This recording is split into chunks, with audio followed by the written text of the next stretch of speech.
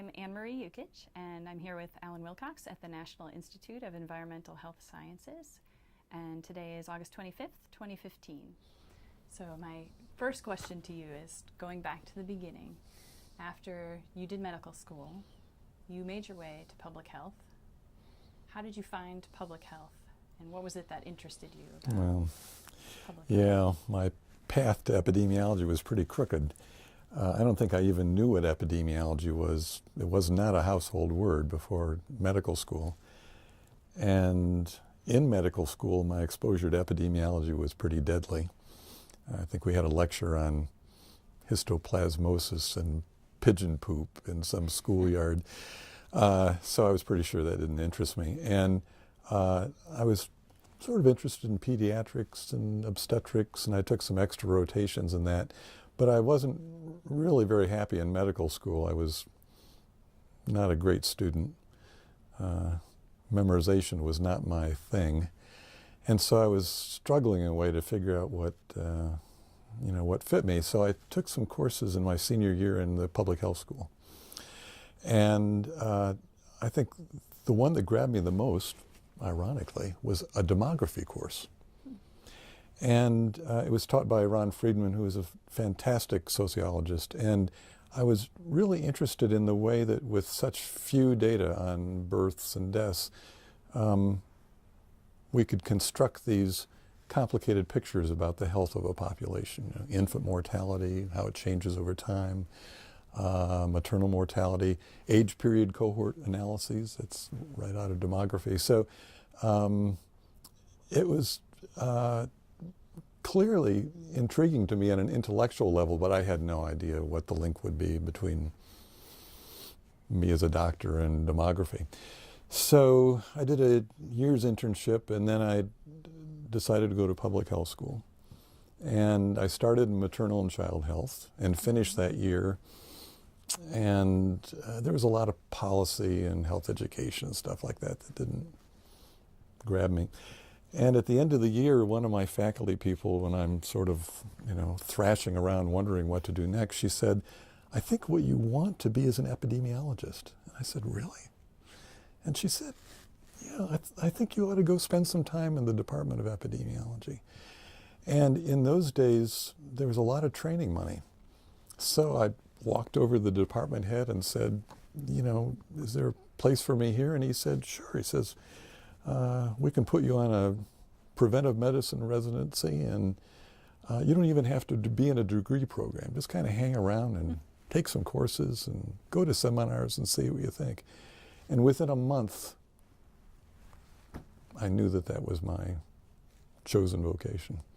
So by the time I finished a PhD, as it turned out, I was just passionate about pursuing that. So I'm terrible at giving career advice to other people. I have no idea quite how I got there, except that people gave me really good breaks and gave me a lot of time a lot of opportunity to experiment. Eventually there was a NIEHS announcement. Right. So how did I come to the Institute? So when I finished my dissertation, then my wife was just starting a residency at UNC. So I had to find a job in the area. And I was interested in staying at UNC, but my advisors thought that I'd really do better if I went someplace else, at least for a while. So NIEHS at that point was trying to build an epidemiology program.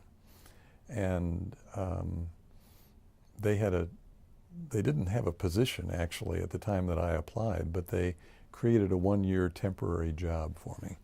And that sounded fine, and they were interested in reproductive epidemiology, since they had a good reproductive toxicology program there. So I went over there and stayed for 35 years. Mm-hmm. And what was it like when you first got there? Wow, when I first got there, the entire epidemiology branch had lunch at a small picnic table. And how many are we now? 40 or 50 or something, not counting all our support people. So it was a very informal setting. We had no security to get into the building, just kind of drove up and walked in the door. And there was no senior epidemiologist. So there was nobody really to mentor us. And at that time, by the time I got there were 4 epidemiologists, all of us fresh out of school or almost so. I was going to say, I wanted to point out, so you didn't get to do a postdoc, or what would we tend to think of as a postdoc? No, my postdoc was my first paid job. And we depended a lot on each other. We all came from different backgrounds and different schools, and so we read each other's papers. We talked about, what we were interested in, and I learned a lot from them. They were smart, are smart people, and I feel like my education as an epidemiologist only began when I started work, and has only continued in all the years I've been working there. And who were those people that you... So the people who were there was Walter Rogan, Richard Everson, who was a physician with an interest in cancer, and Dale Sandler. And Walter just retired a few weeks ago, and Dale is now the branch chief. Okay, and so you start here at NIEHS, and a few years, just a couple of years after that, you started the early pregnancy study. Yeah. How did that study come about? How did that happen? Just a combination of serendipity and other things. So when I arrived at the Institute, it was shortly after the Love Canal disaster, where it was discovered that a whole neighborhood had been built on top of a former toxic waste dump. And one of the signals of health problems was an apparent increase in miscarriages in the women who lived in this toxic waste dump on top of it.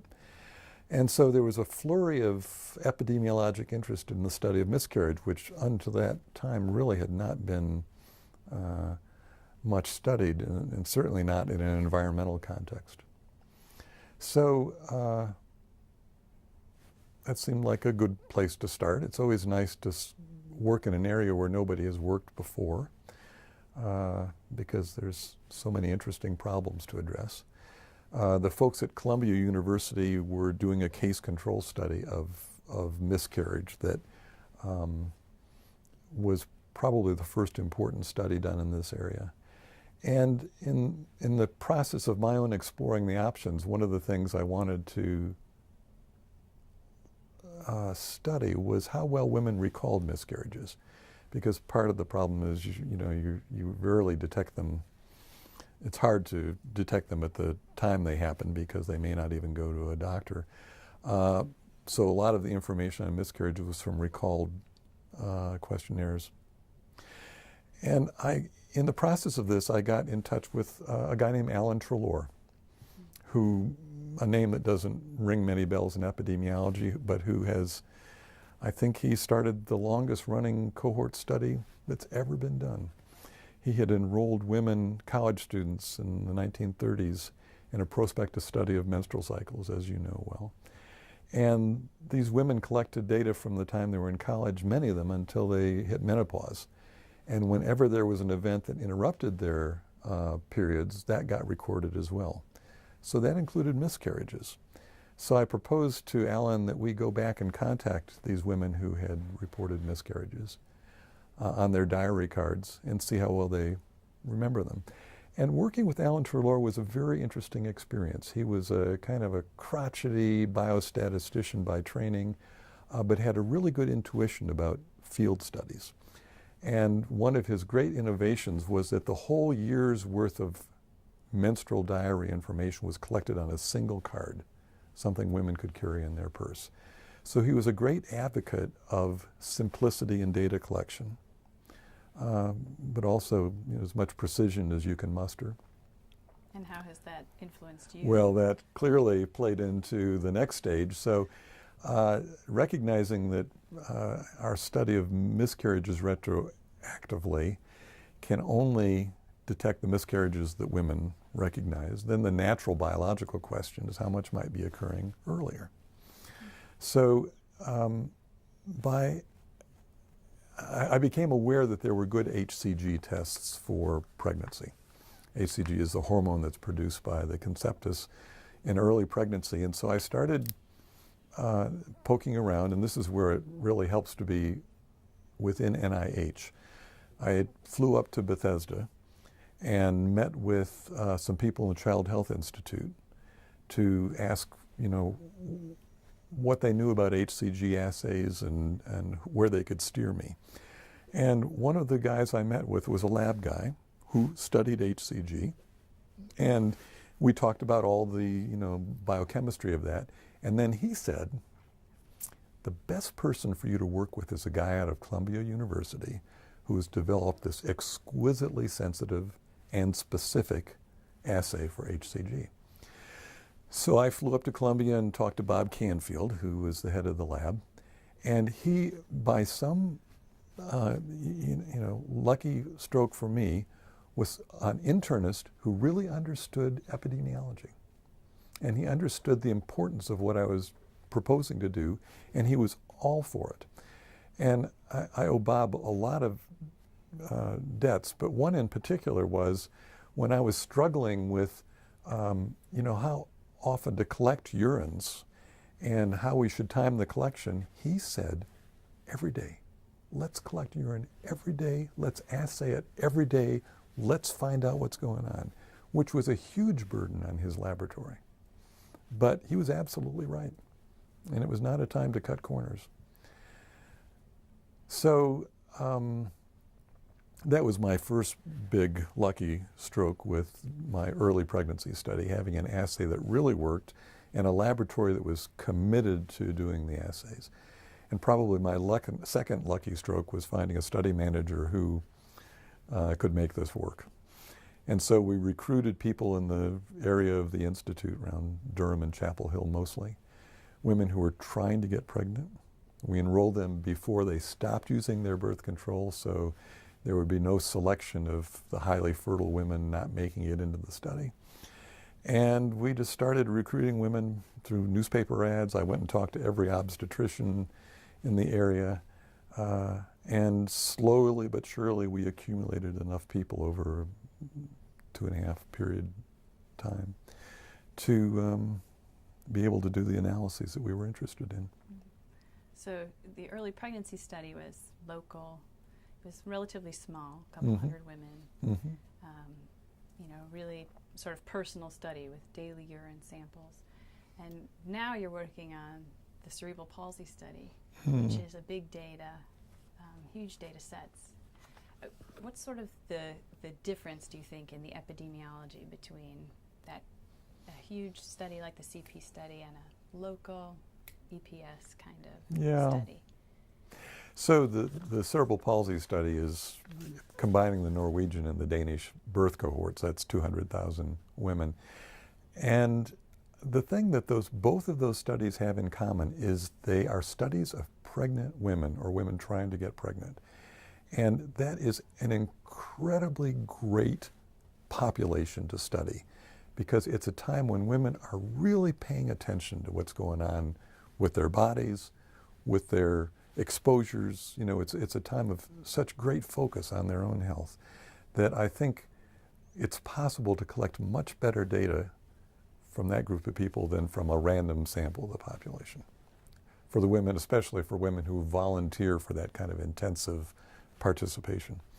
So, but of course the thing about a small and longitudinal study like the early pregnancy study with daily collection of biological samples and clinical data is that it's such a concentrated wealth of information on a relatively short time. So, but I think both of the studies had the same capacity because they're both longitudinal to do a lot of exploration within the data. Cohort studies are so important because you know the time sequence of things. And you can get a lot further in trying to make etiologic inferences from those.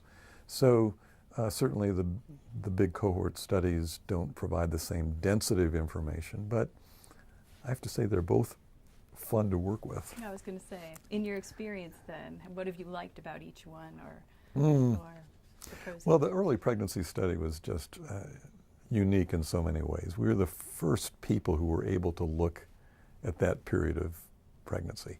And I can't talk about the study without mentioning Donna Baird and Claire Weinberg, who were my co-investigators. Donna is a biologist, has her degree in mammalian biology and reproduction, and so she has this great grasp of the hormonal events of early pregnancy.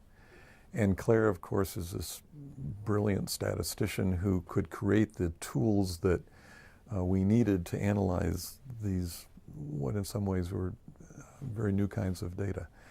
And yet both of them brought a lot of intuition about biology and about analysis. And so Donna's crucial contribution was to extend the analysis of the urines to include estrogen and progesterone, which gave us the chance to identify the day of ovulation, which is this incredibly crucial benchmark in the menstrual cycle that ordinarily we don't have information on. And from there, then we could do all kinds of things about fertility and the timing of intercourse and fertility. And, you know, we've had, more than 50 papers over the ensuing years. And of course, another great thing is working in a very stable environment where we didn't have to do hasty analyses and go on to find funding for the next study. We could just keep adding layer after layer after layer of information and analysis that we could build on. So, as you know well, as somebody who's contributed to those layers, it just provides a great opportunity to learn new things. So you mentioned Claire and Donna, and you brought up Dale and Walter. Mm-hmm. So these are people you've collaborated with for a long time. Mm-hmm. Yeah.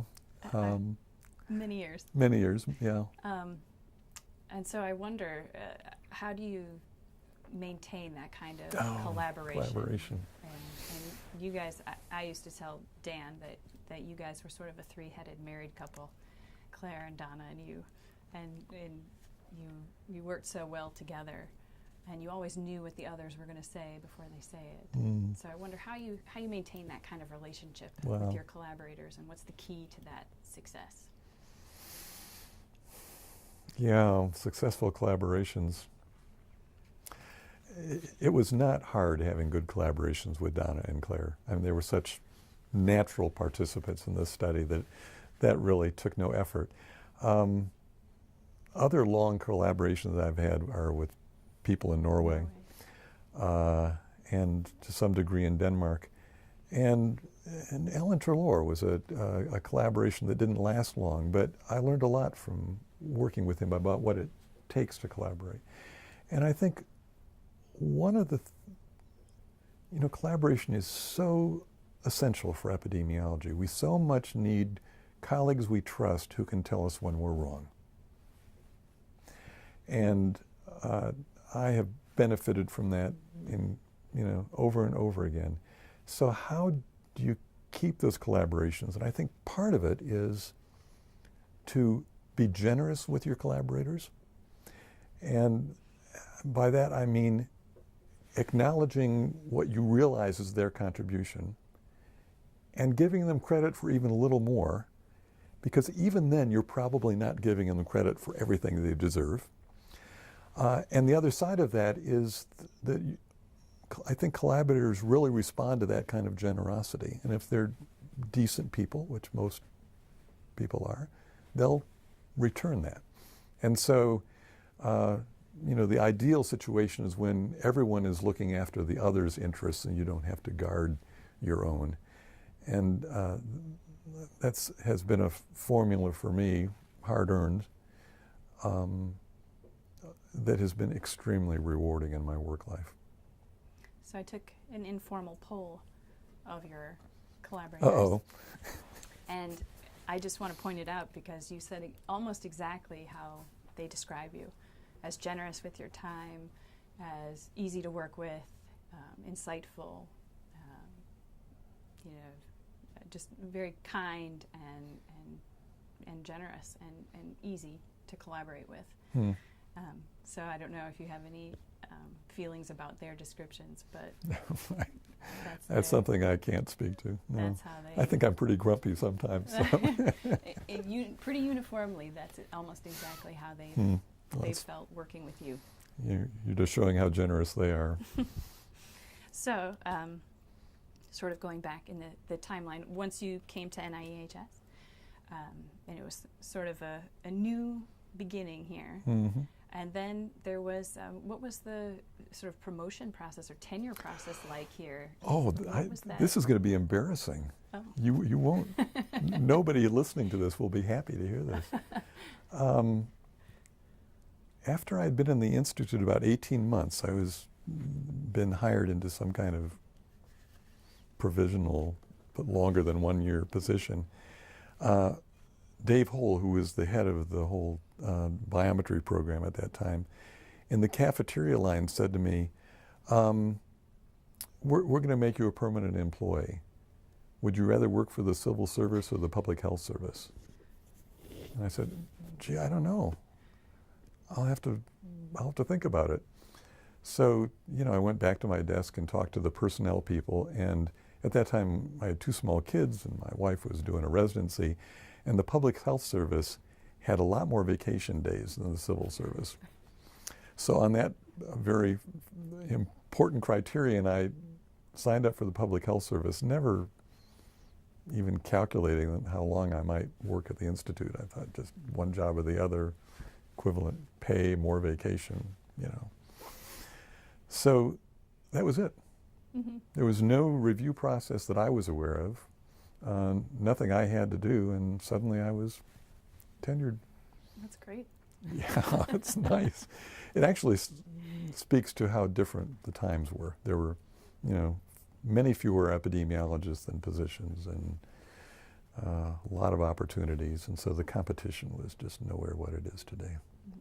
Well, that sort of brings up another related topic of how do you think, or how have you balanced over your career, work life and outside life, family life? Yeah. So, my wife and I were medical students together, and we both had surgery rotations at the same time, which was a complete disaster. There was nobody to do the laundry or go grocery shopping, and we realized we really needed a wife.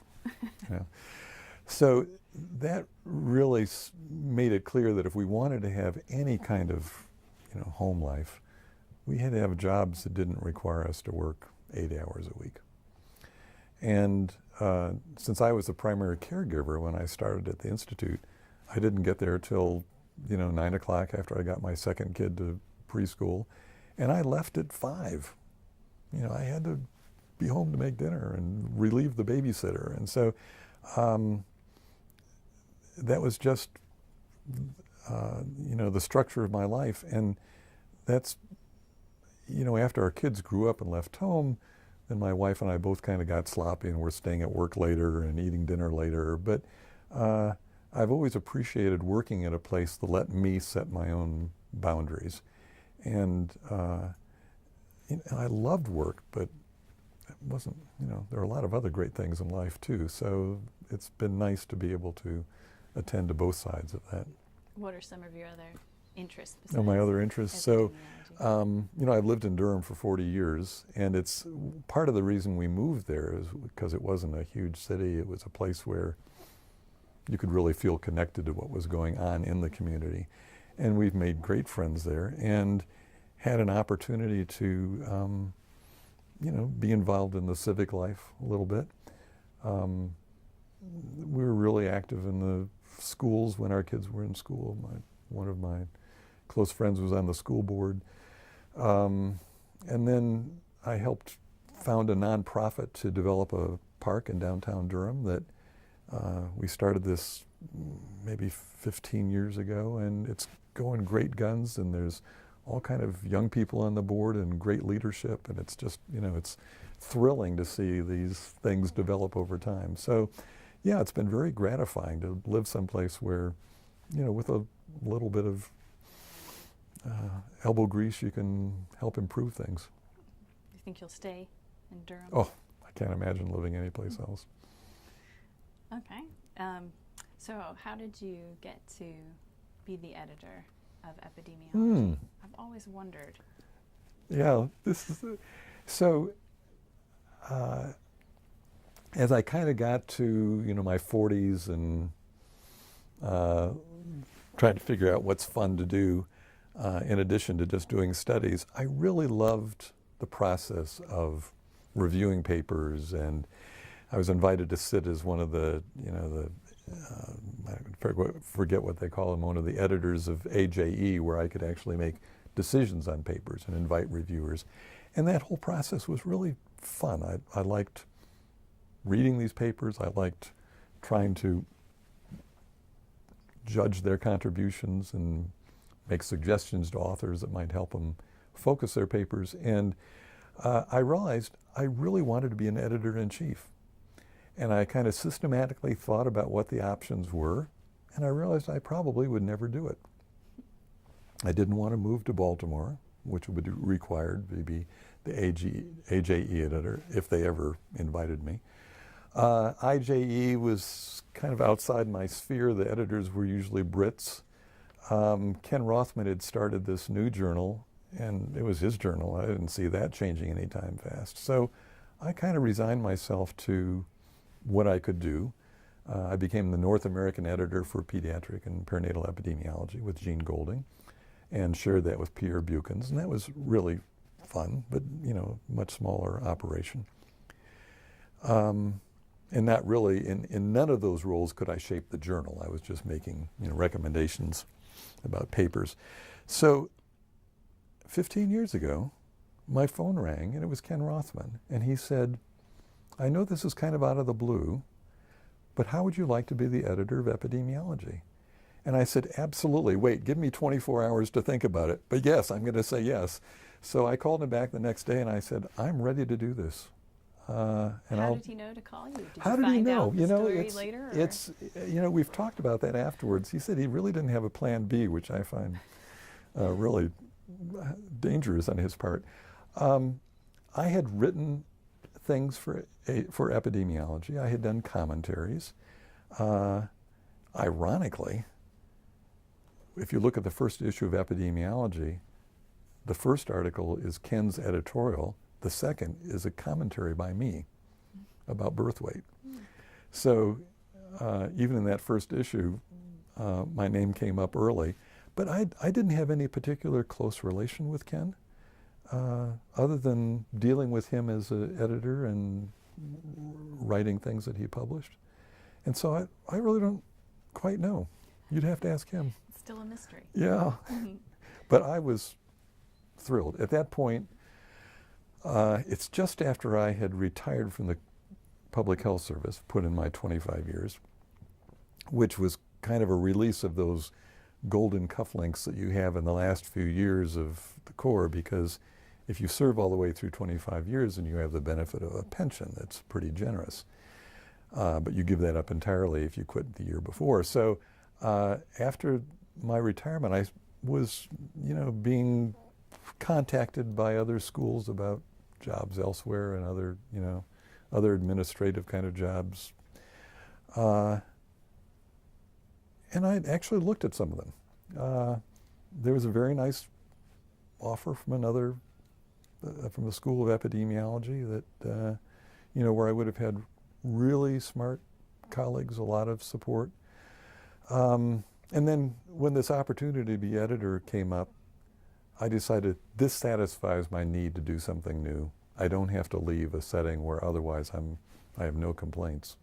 So I went to the scientific director, and I decided that rather than trying to be editor as part of my government job, which would frustrate me for having to work within the rules of bureaucracy, which you know how good I am at that, I decided I would cut down on my hours at the Institute and do the editorship entirely outside the Institute on 2 other days a week. So I went to the scientific director and I said, I'm going to work 60% time. And he said, I really don't like that idea. And I said, then I'll take another job. I want to do this. And he said, okay, we'll figure out how to make it work. So as you know, I was spent Monday, Wednesday, and Thursday at NIEHS. And I would not bend that for anything because it was too hard to try and mix my two jobs. And then Tuesdays and Fridays, I was at epidemiology. And I found out that my brain was pretty good at cordoning off those two responsibilities, because if I let the worries of both places invade me at once, I would have been in trouble. But when I was at the Institute, I only worried about Institute things, and was at the Journal, I only worried about Journal things. And in fact, if somebody would call me up at NIEHS and say, listen, I've got this question about this paper, I'd say, I'm sorry, call me on Friday when I'm thinking about that. That's right. And what was your favorite sort of memory of being the editor? What was the best learning experience in being the editor of the journal? I liked every part of the job, even when it meant, I mean, I can't say I liked disappointing authors, but I could even find something constructive and positive out of having to reject papers. I mean, I was still having my own papers rejected, so I knew enough not to be snotty about it. But I got letters back from not a small number of authors who said, you know, the comments of the reviewers with that rejection were very useful. And even though the paper got published someplace else, I really felt like it was a good process, and that's fine. Also, I discovered that, you know, I'm not very good at thinking on my feet, of reacting immediately when I'm faced with some crisis. And the great thing about the journal is I didn't have to answer the telephone. People would send me emails. And if I got an email from somebody who was really angry with me about something, I didn't have to sort of deal with it immediately. I could think about it. I could say, you know, you have a point. Let's see if we can fix this. Or, you know, I really thought about this, and I don't think we can change I can change what I've done. So having that little bit of distance that comes with email, I think, allowed me to perform much better than if I was dealing with someone face to face. But honestly, there was nothing about it that I didn't like. I guess one small benefit that I never anticipated was the correspondence with reviewers.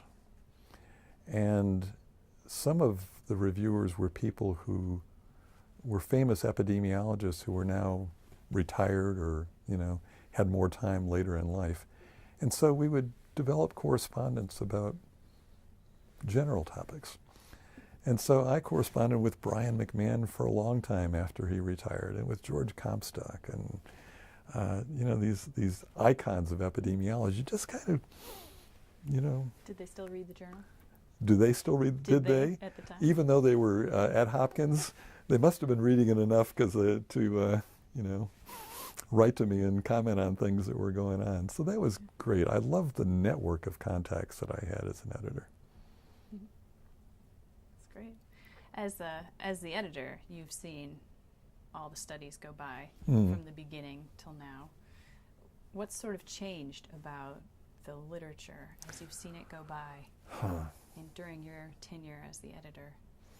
Well, it's possible to see trends in topics.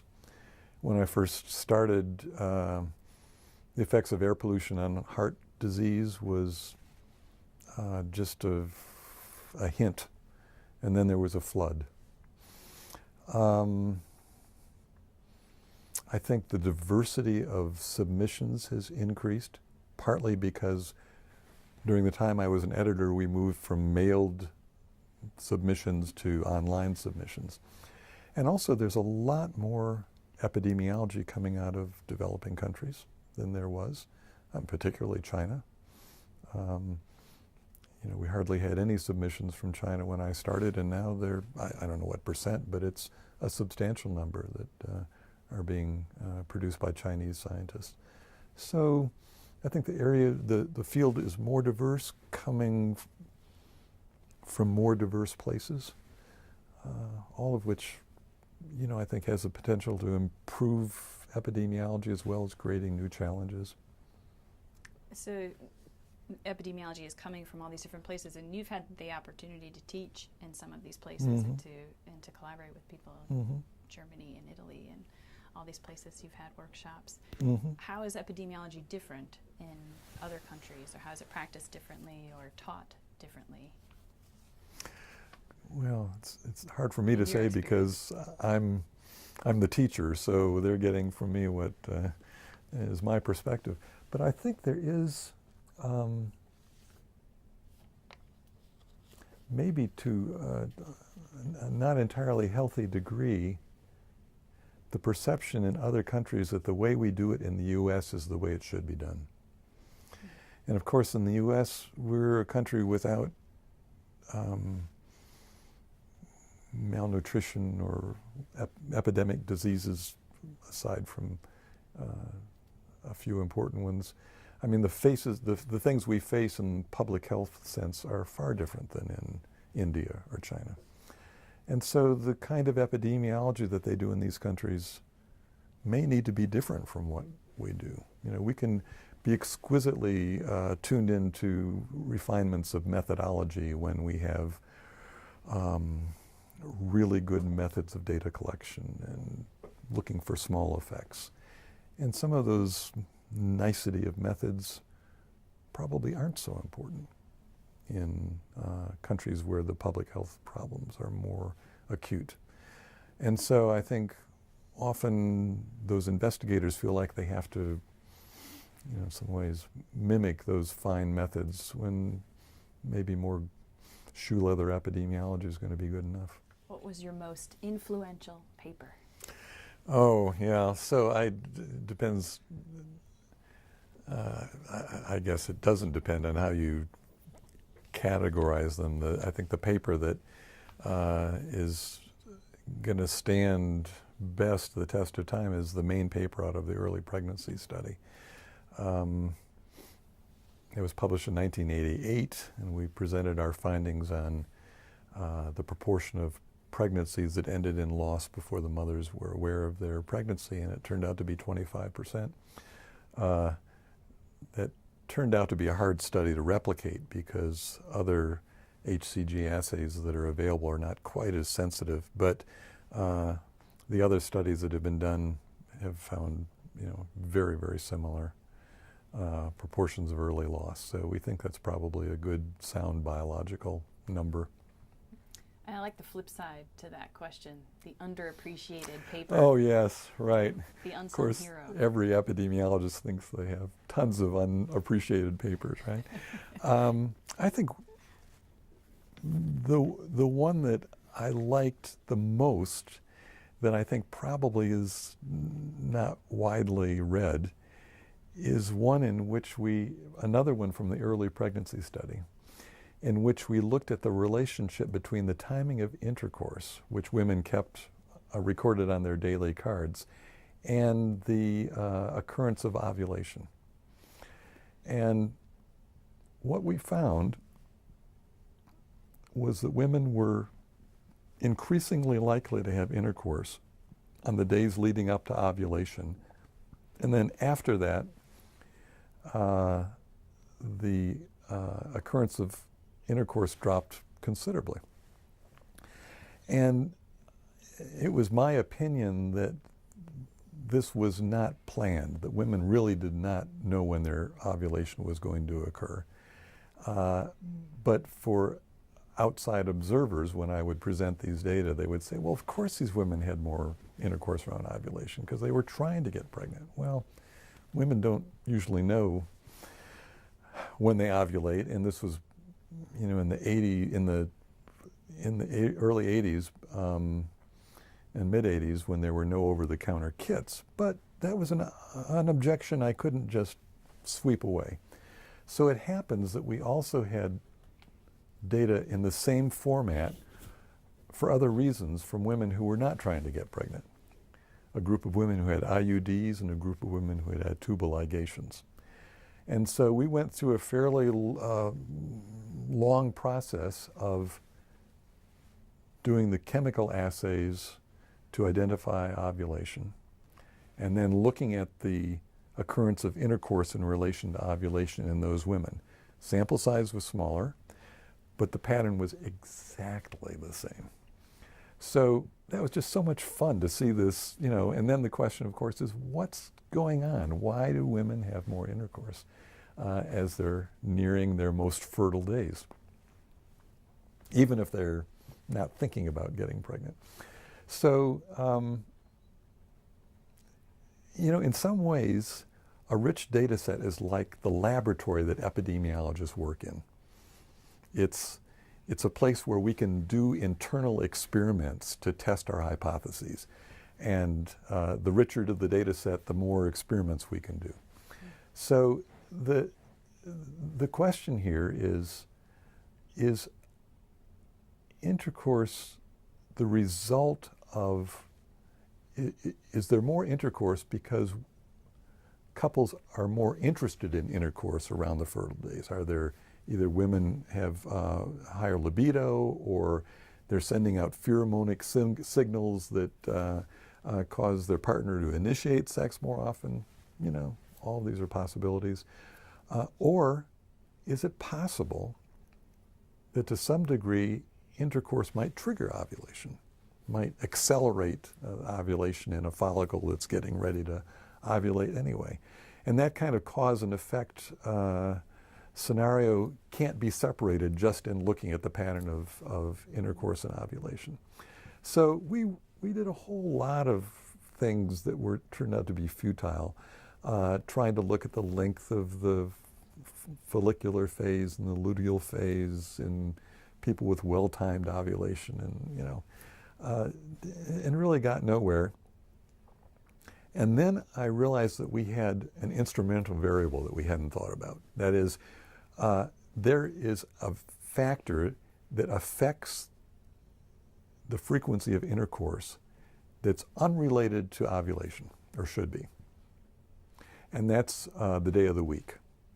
So when we looked at day of the week, the pattern, not surprisingly to most people, was for there to be much higher probability of intercourse on Saturday and Sunday than on the rest of the weekdays, and then pretty low on Monday. So we hypothesized that if intercourse was stimulating ovulation, and if ovulation was otherwise unrelated to day of the week, which seemed like a really reasonable null hypothesis, then maybe we would see a blip of ovulation after the weekend. So we looked, and sure enough, it was there. Unfortunately, it didn't quite reach statistical significance. So I think it was Claire who suggested this next step, that we stratify our couples by the degree to which intercourse was affected by weekends. And the obvious example here is for those couples who are having sex every day, then there's no weekend effect. They're not contributing anything to information about day of the week. And for couples who only have sex on the weekends, then they're very informative about day of the week. So we divided the women into tertiles, 3 groups, by the ratio of their intercourse on weekends compared to the non-weekend days. And what we found was the couples who had no difference in their intercourse on weekdays and weekends had ovulation that was absolutely flat with regard to day of the week. And the couples who had intercourse only on weekends or primarily on weekends were the ones who had ovulation, primarily on Monday or Tuesday. So, I mean, it doesn't get better than that for epidemiology. I mean, we don't do experiments, but we can do these, inferences, these layers of inference that to test the hypotheses that can be pretty informative.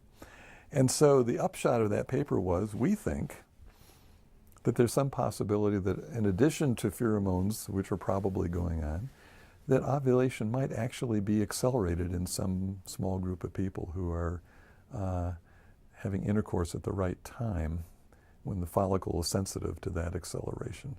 And we even, in that paper, we ended with a brief paragraph about the clinical trial that would be necessary to prove this. And that paper was published in almost 10 years ago. And I've never heard No from clinical anybody that trial. they've done the clinical trial. So we're still waiting. So no one's followed up on that? No, yeah. on that great suggestion. That is a great paper. I really like that paper. It's one of my favorites. So how have you chosen the research questions that you've addressed in your career? What makes a good research study? What makes a good question to answer? How to decide what studies are worth doing. There's, of course, many considerations that people use, and I'll just talk about what I use, which is not better or worse than others. But for me, it has to be a question that I am really interested in. And there's no, from my perspective, that applies to any study anybody chooses to do. There are so many boring parts about doing a study that if you're doing it only because somebody wants you to do it, or because you feel some obligation to do it, it's really hard to give it the commitment that it deserves. So one of the things that's always carried me through is that I cared about the answer, whatever it was going to be. And the other thing I think is I really like to find settings where it's going to be possible to answer the questions. And so I have, I'm not sure always consciously, but I have resisted starting studies in very muddy waters where the data are going to be necessarily crummy. I've really looked for the most pristine kind of setting I could find. And so if I can find a really good natural opportunity to answer the question, and it's a question that I'm interested in, then I'm ready to dive into it. Oh, I wanted to ask about writing your textbook. That was it. And what that was like. And especially because it's one of the first perinatal epi textbooks. There have been epidemiology textbooks, but it's one of the first in reproductive and perinatal epi. And so I wonder what it was like to write that book and to be sort of a pioneer in writing that textbook. Yeah. So this is going to be tremendously immodest of me, but I'm going to go back and talk about what led up to that. It was a fantastic opportunity to be entering this field when there wasn't much done to that point. It gave me the opportunity not just to study the phenomena of reproduction, but to help shape the tools that are used to do it. And perinatal and reproductive epidemiology is so full of interesting paradoxes and biases and pitfalls that, and I certainly didn't do this by myself. It was always with, really smart biostatisticians and biologists at my elbow. But it gave me the chance to formulate an approach to perinatal epidemiology that made sense to me. And from that point, you can only do so much in individual papers to kind of shape how people tackle the field. And I wanted to do something with a broader picture to let people see that these things all relate to each other. And there's a package here that's really fascinating, and I think is probably necessary to understand the whole package, even if you're only tackling one small part of the continuum of reproduction. So I decided that I wanted to write a textbook. And I started that process by teaching short courses. And Hal Morgenstern was the head of the summer course at Minnesota, and he was one of my classmates in graduate school. And I said, Hal, look, I'd like to teach a course in reproductive epidemiology. Would you be interested? And he says, yeah, sure. So the hardest part of this whole process of writing a book was preparing my 16 lectures for that week's course. I had given, some lectures in university for UNC on, specific aspects, but I had never really tried to put it all together. And that was an incredible amount of work. I really didn't realize how hard it was going to be to write lectures from scratch, and I'm all the more sympathetic with faculty people who teach whole courses, and I have great respect for the amount of effort that has to go into that. So having done the first course and actually muddling through that, every step after that was much easier. And so I taught my week course in, once or twice a year for, I don't know, 4 or 5 years. And I did it in, in Michigan and then overseas in Denmark and Sweden and Spain and Germany and Shanghai, and each time I overhauled my talks. I thought of better examples. I could bring in information that I hadn't thought about before. And so I got to a point where I felt like, okay, I'm ready to write the book. So once again, I went to the scientific director of the Institute and I said, I'm going to like to take a year's leave of absence. And he said, gulp. He said, we don't usually do this. And I said, yeah, I know. I said, you don't have to pay me. I'll just tell me I have a job when I get back. And he said, all right, we'll give you a job when you come back. So I still kept the editor job, that 2-day a week, but I had 3 days a week to work on the book. And I did it for a year, actually 14 months when all was said and done. And it was a pure pleasure. It was the kind of thing, it was sort of like writing my dissertation. It was, I'd sit down at the computer after breakfast and I'd work and forget to have lunch, and at the end of the day I'd pack it all up reluctantly and go back to it the next day. I loved the process of going back to primary sources, seeing if what I've been saying all these years was really true if I look at the original literature. Contacting people to confirm anecdotes. And I tried to make the book interesting. I didn't want it to be a series of facts. I already mentioned that I'm terrible at memorizing. Facts aren't so important to me as the process of how we get to them. And so I wanted the book to be something that would challenge people to think about how this is done. And it's a small niche. Not many people in the world this has not shot up in the New York Times bestseller list, but I've gotten some really nice feedback from people. When I was at the epidemiology meeting this summer, somebody said, I started reading your book was assigned for a class. I started reading at the swimming pool, and I got sunburned just sitting there reading the book. And I thought, oh, this is great. Somebody liked reading this textbook. So, yeah. So how would you like teachers, people use it for their courses and as the textbook for their courses.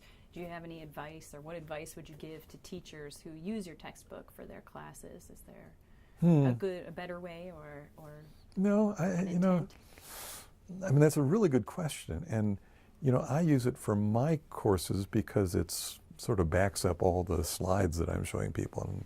And, they don't have to take notes. They can just want them to sit there and think. But I've never talked to somebody who's using it and asking them what works. So, yeah, I don't know. Yeah. I was just curious. Yeah. While you were writing it, if you thought of, how someone might use it or take advantage of it. Well, I assume that people would read it from the prologue to the epilogue. And in the proper order, of course. Of course. And I'm sure that's not actually how it's done. But there is a kind of development of ideas in the course of the book that I think if you skip around, you may miss some of the benefit of that. But otherwise, I couldn't say. Mm-hmm. So thinking about teaching mm-hmm. and mentoring, what sort of advice do you have to students or junior colleagues who are just starting in their careers? What sort of advice would you offer them as a senior epidemiologist?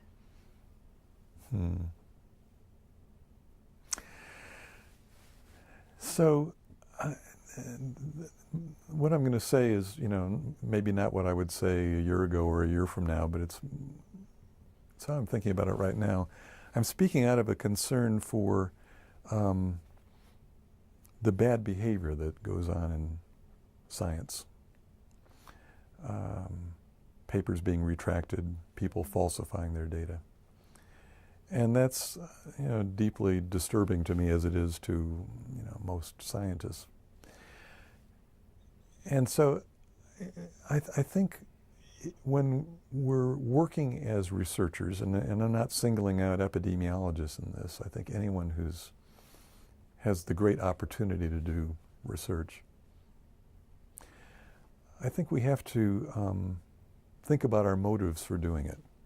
We're all complicated people. We all have multiple motives for why we do what we do.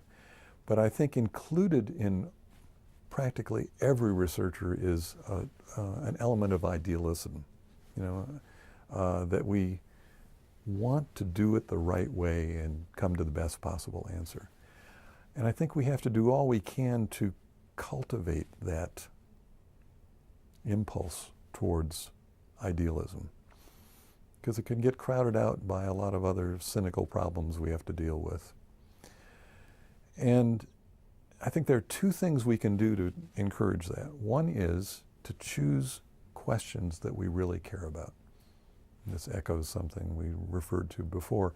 I think if we really care about the question that we're studying, then it's easier to keep on track. It's easier to say, I'm willing to do what's necessary in order to get to the truth. And the other thing that I think is important is once we see our results, and maybe this applies to epidemiology more than other areas, we have to resist evaluating our results on what we think might be the short-term public health implications. It shouldn't matter. What matters is that we find the truth. And if we think, well, maybe that truth is going to confuse people or give a mixed public health message, that doesn't matter. The truth is what's going to lead to better public health. And we don't know what the implications are over the long run. And if we have faith that the truth is actually going to eventually lead us to better health, then let's not worry about short-term implications. So cultivating that germ of idealism, I think, is the advice I would give today. Do you think, was there someone in your past who did that for you? Did you have a teacher or a mentor who was... Even as an undergrad, I had a lecturer in a huge lecture hall who was distraught over the fact that some of the students had cheated. And he spent a period of time talking to us about honesty in academics. And I think that was the first time I encountered on an emotional level how important it was for people who had the great opportunity of generating new information, or in academics more generally, that honesty is just the bedrock on which we stand. And when someone cheats, it pollutes the pond that we're all swimming in. It undermines the very basis of science. So, but I have to say, after that, I've been reminded over and over again by one colleague after another, that we have to be careful about making that decision in the study, because it's more, we're doing it out of a sense of what we expect to see than what we might see. So I think nobody in particular, but when you have good colleagues, then we're all in it together, and we constantly remind ourselves of the importance. Knowing what you know now, what would be your next research topic? What's on the horizon for epidemiology? What's the most important question, the next question to answer? I couldn't say. The process of coming up with a new study is always a fraught one for me. And there are times in between studies when I've been kind of in despair that I won't find something else that I want to study that's going to satisfy whatever need I have. and then something comes along and I get excited again. So I'm in the middle of a study that I like a lot, and I have no idea what might lie on the horizon after that. What's the biggest risk you ever took in your career? I think the biggest risk was trusting that there was something out there I wanted to do when I didn't know what it was.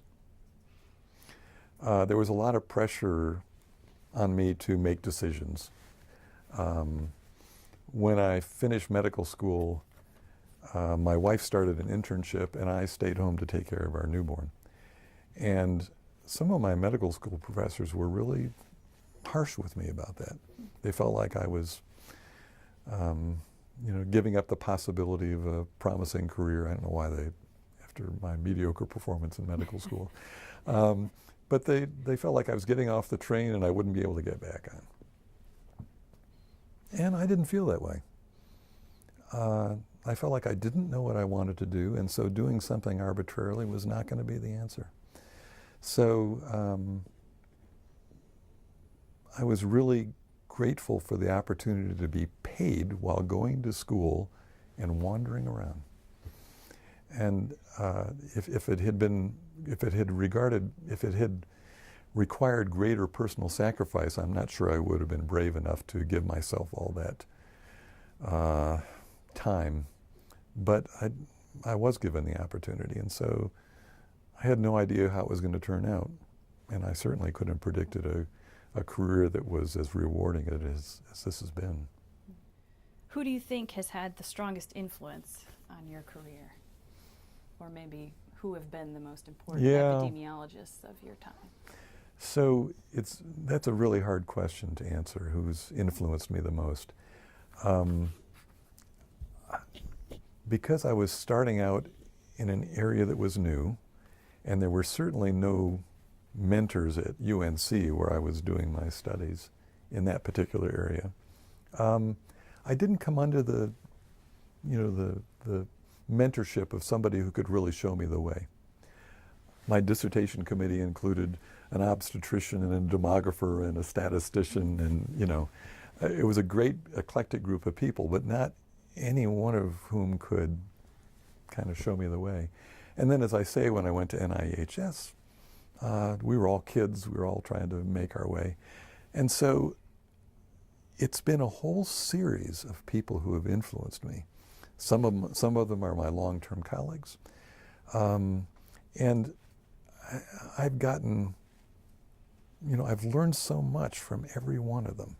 So, I know some people start off with a mentor who's got it figured out and helps them to see the landscape and choose their niche. And my path was much more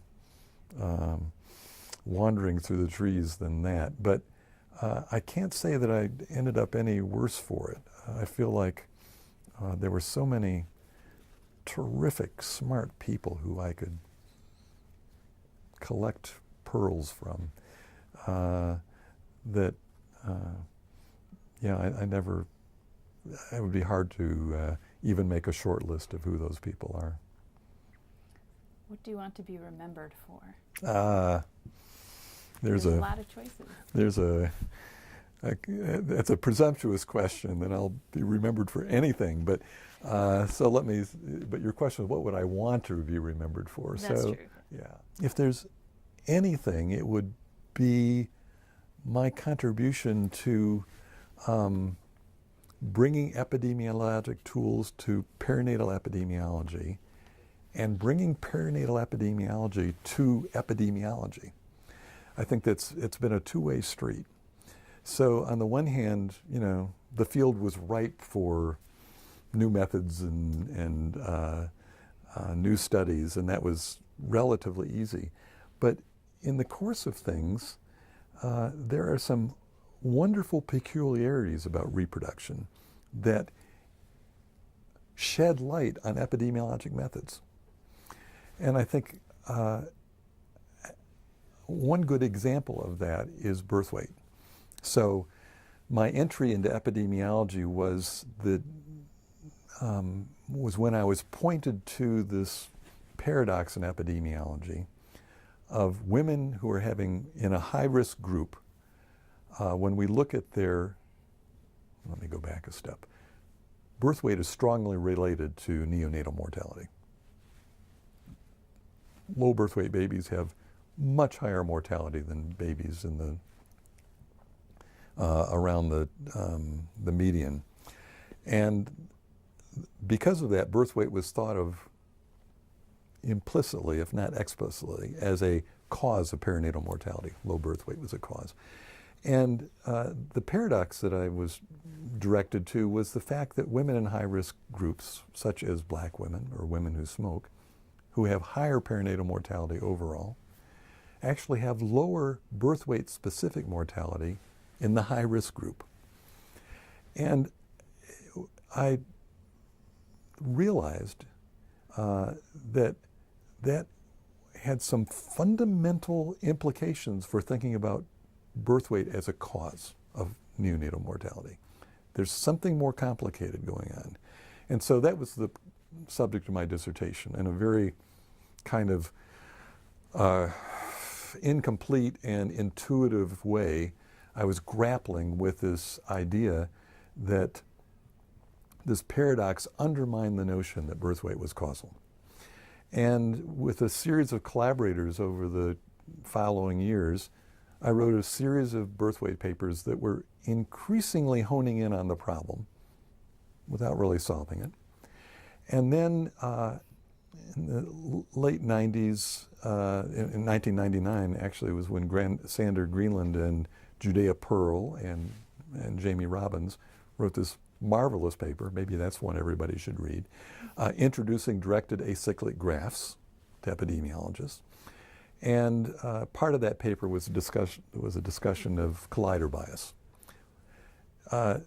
In that paper, they discussed collider bias as this subtle bias that has not been recognized in epidemiology.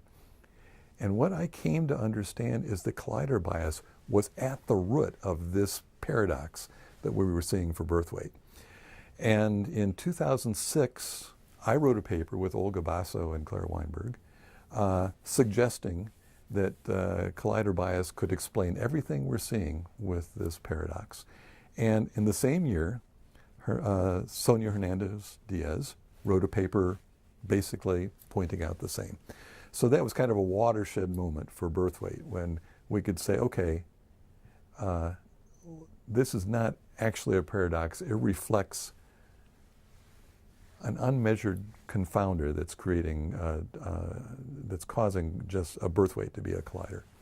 So, and the next great insight, which Olga was the one who brought to us, was that if this is going on with birth weight, it's probably going on with gestational age as well, because we see the paradox there, not quite so plainly in every case, but it's certainly there. And it makes a lot of sense that it's not just gestational age or immaturity that's causing neonatal mortality, but some unmeasured factors that are causing the baby to be born early are causing that baby to be damaged in a way that it has increased neonatal mortality. And so we've written a series of papers about that, and that collider bias really gets in the way of doing any gestation-specific analysis. And we're still working on another paper right now on that topic. It's so much fun. So, interestingly, I got an email from Judea Pearl, once again out of the blue, a few months ago. And he said, I'm writing a book on causal inference, and I think birth weight is a fantastic illustration of collider bias in action. He said, would you talk to me about how you sort of came to this? And so as it turns out, this is going to be one of his illustrations in this book. So, I really love that when perinatal epidemiology is informing epidemiology as a whole, that collider bias is not just a subtle thing that we've not realized, but can be important in certain contexts. And that's something that, reproduction and perinatal biology can bring to the greater field